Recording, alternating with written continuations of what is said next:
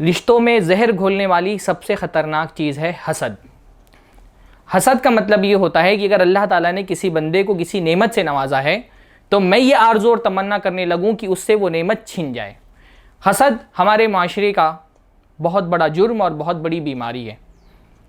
सूरत हाल ये है और ये हमारे माशरे की बहुत मकरूह हकीकत है कि जितना ज़्यादा लोग हमारे करीबी होते हैं उतना ही ज़्यादा हमको उनसे हसद होती है।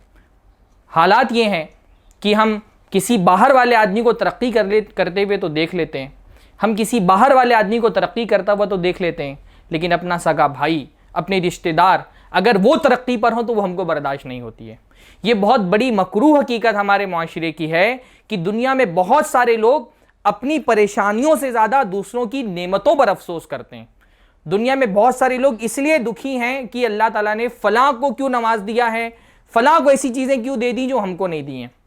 दुनिया में हर चीज़ पर हसद किया जाता है, माल पर हसद किया जाता है, इल्म पर हसद किया जाता है। अल्लाह ने अगर किसी को किसी ओहदे और मनसब से नवाज दिया है तो उससे हसद किया जाता है। अगर अल्लाह ने किसी को किसी वजह से कोई शोहरत दे दी है तो उससे हसद किया जाता है। औरतों में अगर कोई औरत ज़्यादा हसीन है, खूबसूरत है तो दूसरी औरतें उससे हसद का शिकार हो जाती हैं।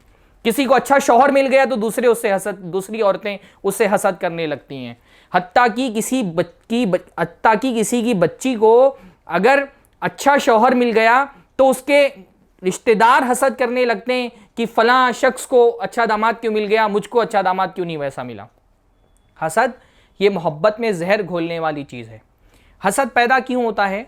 हसद पैदा होता है अल्लाह ताला की तकसीम से राज़ी ना होने पर। सिर्फ एक मिजाज अगर आप अपना बना लें कि मैं अल्लाह ताला की तकसीम से राज़ी हूँ तो हसद की जड़ कट जाएगी। हसद पैदा इसलिए होता है कि हम ये सोचते हैं कि अल्लाह ने फ़लाँ को वो क्यों दे दिया जो मुझे नहीं दिया, अल्लाह ने फ़लाँ को क्यों नवाज दिया, फ़लाँ को माल क्यों दे दिया, फ़लाँ को इल्म क्यों दे दिया, फ़लाँ को शोहरत क्यों दे दी, फ़लाँ को हुस्न क्यों दे दिया, उसका कारोबार मुझसे बड़ा क्यों हो गया, उसका घर मुझसे बड़ा क्यों हो गया, उसकी जायदाद मुझसे ज़्यादा क्यों है।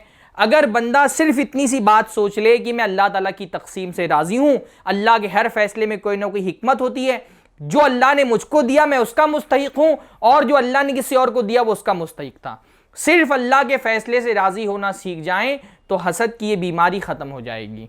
तो अपने रिश्तेदारों से हसद मत कीजिए। अगर आपके कज़िन को, आपके किसी रिश्तेदार को, आपके चाचा को, आपके दूसरे भाइयों को अगर अल्लाह ताला ने आपसे ज़्यादा किसी नेमत से नवाज दिया है, आप अल्लाह के फ़ैसले से राज़ी होना सीख जाइए। हसद की ये बीमारी दिल से